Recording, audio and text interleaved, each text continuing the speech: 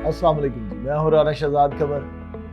हमारी ये third episode है जी, इंस्पिरेशन और फिर उसके बाद harmony of heart and mind. और आज अभी हम बात करने जा रहे हैं elimination of controversies.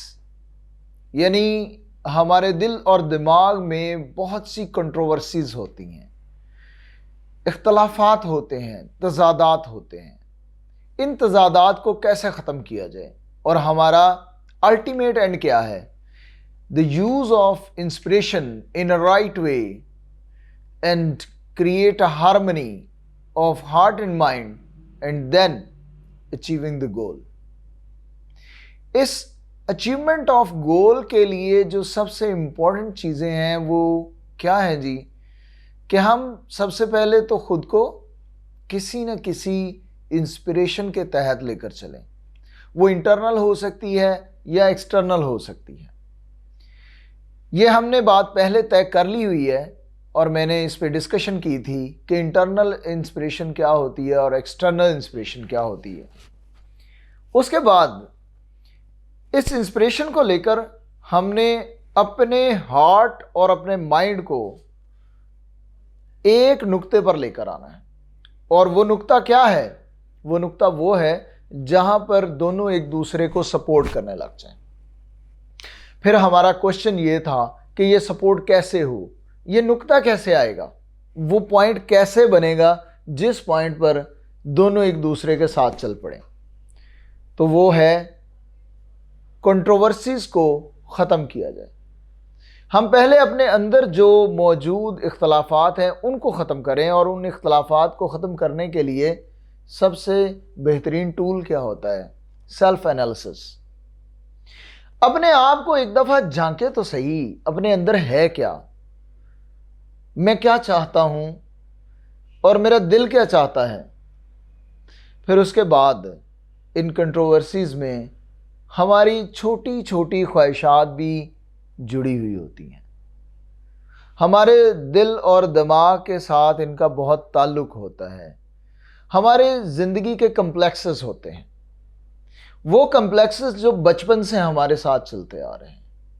In complexes में हमारे अपने पैदा करदा अंदरूनी कम्प्लेक्सेस भी होते हैं, और वो कम्प्लेक्सेस भी होते हैं जो हमें अपने माँ बाप से मिले, फिर वो कम्प्लेक्सेस जो हमें अपने बहन भाइयों से मिले, और वो कम्प्लेक्सेस जो हमें हमारी सोसाइटी से मिले।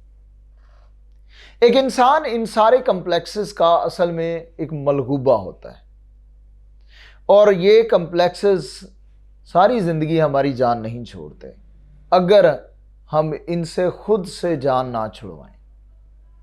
और याद रखें, कामयाब लोग वही होते हैं जो इन कम्प्लेक्सेस से बाहर आ जाते हैं। असल में हमारी कामयाबी शुरू ही उस वक्त होती है जब हम इन कम्प्लेक्सेस पर ओवरकम करते हैं। लेकिन याद रखना, ये कम्प्लेक्सेस एक दफ़ा में ख़त्म नहीं होते, ना हम इन्हें कर सकते हैं।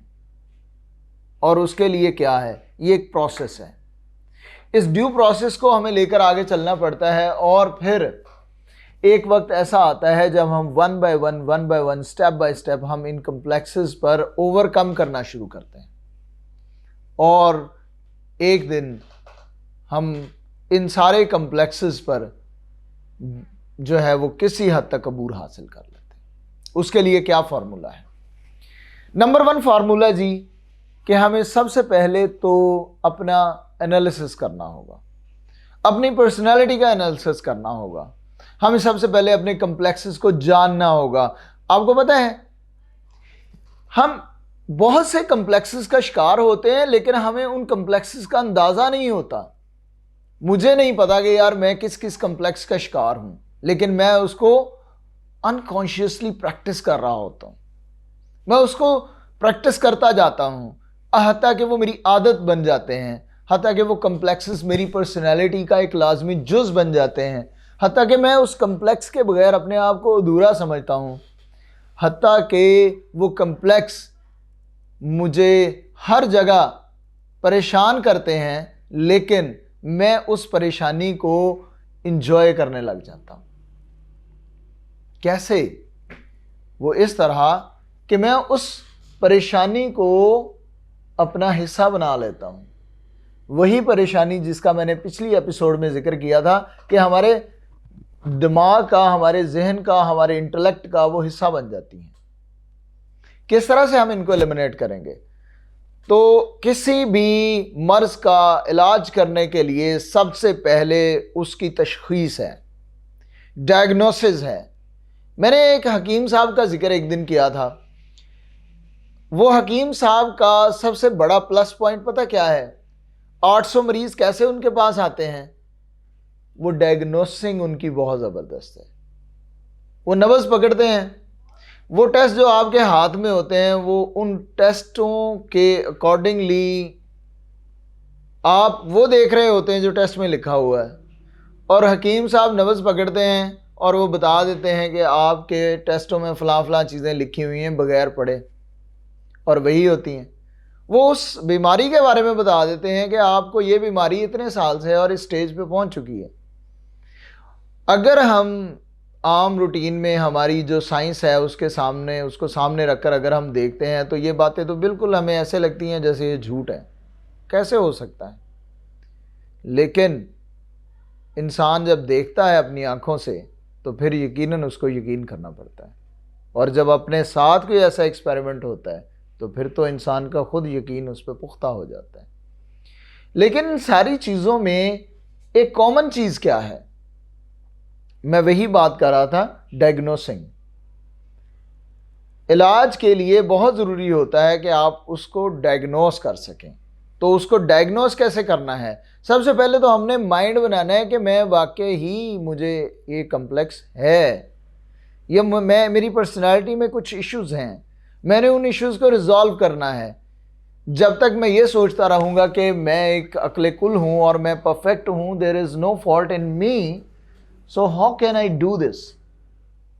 How can I change myself? मैं किस तरह अपने आप को तब्दील करने के लिए तैयार हो जाऊँगा? क्योंकि मैं तो ये समझता हूँ कि मैं बेहतरीन इंसान हूँ। अब इस डायग्नोसिंग को हमने कैसे लेकर चलना है? डायग्नोसिंग के लिए सबसे पहले सेल्फ एनालिसिस है, the analysis of our personality है।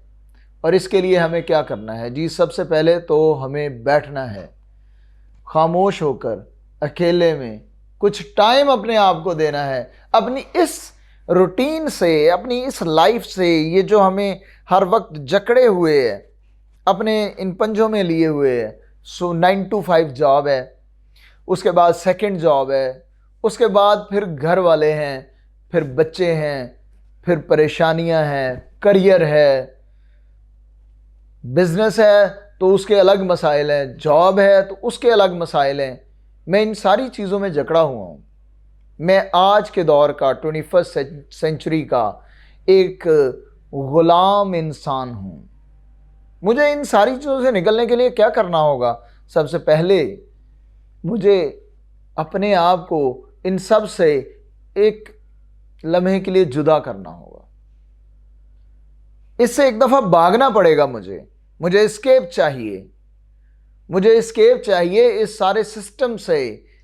जब मैं वो एस्केप हासिल कर लेता हूँ, जब मैं निकलूँगा एक दफ़ा, जो बहुत मुश्किल होगा मेरे लिए, तो फिर उसके बाद मैं सोच पाऊँगा कि मैं कहाँ पे हूँ, मैं कौन हूँ, मेरे अंदर क्या क्या है, ये जो बीमारियाँ मैंने अपने साथ जोड़ ली हैं वो क्या क्या हैं, मेरे कम्प्लेक्सेस क्या हैं। इन कम्प्लेक्सेस को जानने के लिए सबसे पहले तो मेरे भाई, मेरे दोस्त, आप लोगों को क्या करना है? एक शख्स को, फ़र्ज़ करें मैं हूँ, तो मुझे छुट्टी लेनी होगी। छुट्टी लेनी है फ़ोन से, मुझे छुट्टी लेनी है अपने घर से, घर वालों से, अपने काम से, अपनी जॉब से, हर एक जगह से। मुझे एक दिन की एक छुट्टी चाहिए, 24 आवर्स की। ऐसी जगह जहाँ पे मुझे कोई शख्स डिस्टर्ब नहीं करने वाला होगा, मैं वहाँ बैठूँगा। मैं अपने हाथ में एक पेपर रखूँगा, एक कलम रखूँगा, और फिर मैं लिखना शुरू करूँगा कि मैंने किस किस मौके पर मैंने कौन कौन सी बेवकूफ़ियाँ की, मेरी फेलियर्स की वजह क्या थी। जब मैं अपनी फेलियर्स की वजह निकाल लूँगा, मैं उसे राइट डाउन कर लूँगा, फिर मैं ये जानने की कोशिश करूँगा कि उन वजूहात के पीछे क्या था। क्या वो मेरी पास ही हिस्ट्री थी? क्या वो मेरे वालिदैन की तरफ से जो मुझे कम्प्लेक्सेस मिले थे वो थे, या मेरी जवानी में आकर जो मैंने जज्बात में फ़ैसले किए वो थे, या फिर वो मेरी मजबूरियां थीं? असल में मजबूरियां कुछ नहीं होती। मजबूरी का वर्ड मैंने इसीलिए यूज़ किया ताकि मैं उसे एक्सप्लेन कर दूं। मजबूरियां नहीं होती, ये हमारी एक्सक्यूज़ेस होती हैं। हम असल में एक्सक्यूज़ेस के साथ ज़िंदगी गुजारते हैं। ये मैं अभी अगली एपिसोड में डिस्कस करूंगा कि एक्सक्यूज़ेस को हमने किस तरह एलिमिनेट करना है। तो हम क्या करें, जब मैं ये सारा लिख लूँगा, फिर असल में मैं इस मौके पर, इस नुक्ते पर, इस पॉइंट पर पहुंच पाऊंगा कि भाई असल बीमारी है क्या। मैं कहाँ कहाँ हाइपर हो जाता हूँ, मैं किन लोगों से मिलता हूँ तो दुखी होता हूँ, किन लोगों को मिलकर मैं खुश होता हूँ, ये भी हमने जानना है, उसमें लिखना है।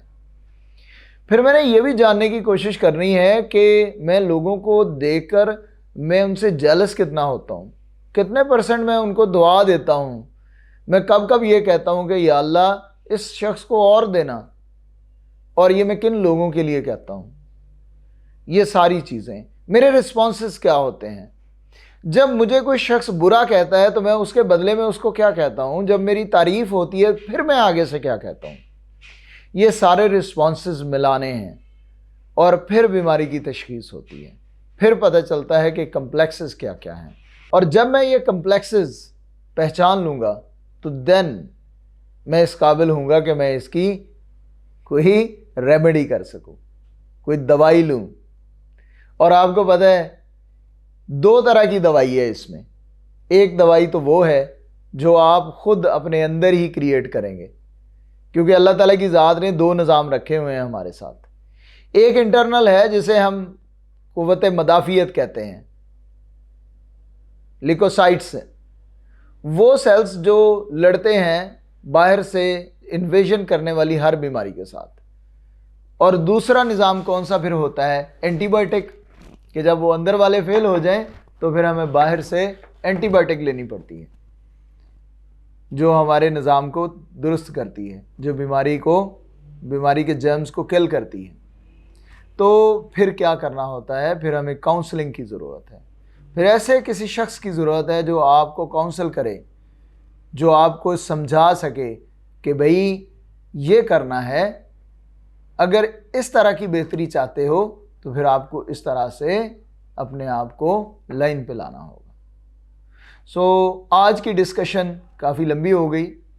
इस डिस्कशन में हमारे पास जो आंसर निकला, जो कंक्लूजन है, वो यही है कि सबसे पहले हमें अपने कम्प्लेक्सेस को जानना है, हमें उनको अंडरस्टैंड करना है। उसके लिए हमें यकीनन अपने आप से बात करनी पड़ेगी।